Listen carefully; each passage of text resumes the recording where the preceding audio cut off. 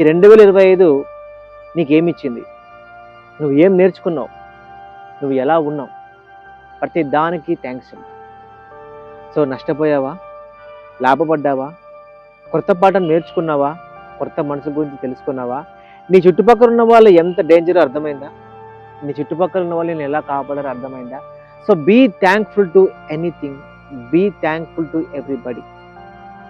So ఎందుకు నేను be thankful అంటున్నానంటే, ఈరోజు నువ్వు అన్నీ కూడా తట్టుకొని, బాధని, ఆనందాన్ని, కన్నీళ్ళని అన్నీ తట్టుకొని ఈ 2025 ఆఖరి రోజు వరకు వచ్చావు. కాబట్టి బీ థ్యాంక్ఫుల్. సో ఒంటరిగా ఉండిపోయినావా? బాధలో ఉన్నావా? కష్టంలో ఉన్నావా? అయితే దాని గురించి ఎక్కువ నువ్వు ఆలోచన చేయొద్దు.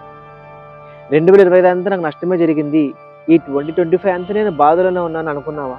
అనిపించిందా? సో దాని గురించి ఎక్కువ ఆలోచించదు.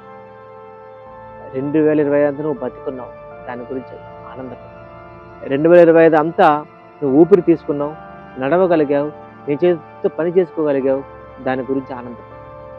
ఎందుకు ఈ మాట చెప్తున్నానంటే, ప్రపంచంలో ఇంకా చాలా మందికి కనీస అవసరాలు లేక బాధపడుతున్నారు.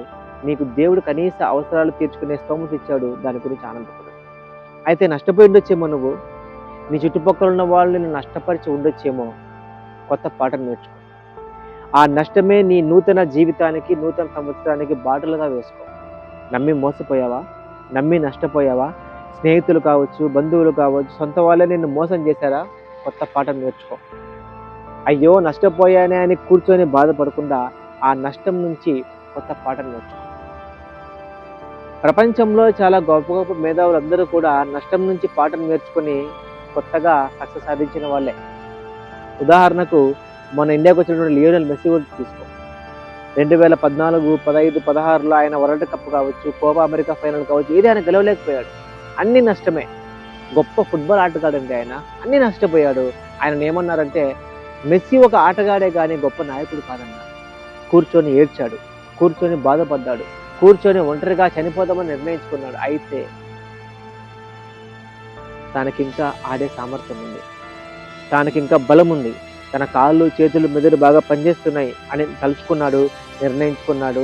తిరిగి ఆడే ధైర్యం తనకు ఉంది అనుకున్నాడు, తిరిగి ఆడాడు.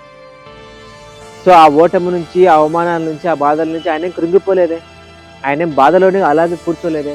కొత్త పాఠం నేర్చుకున్నాడు, మళ్ళీ అనేకమైన వరల్డ్ కప్పులు సాధించాడు. ఈరోజు ప్రపంచంలోనే విలువైన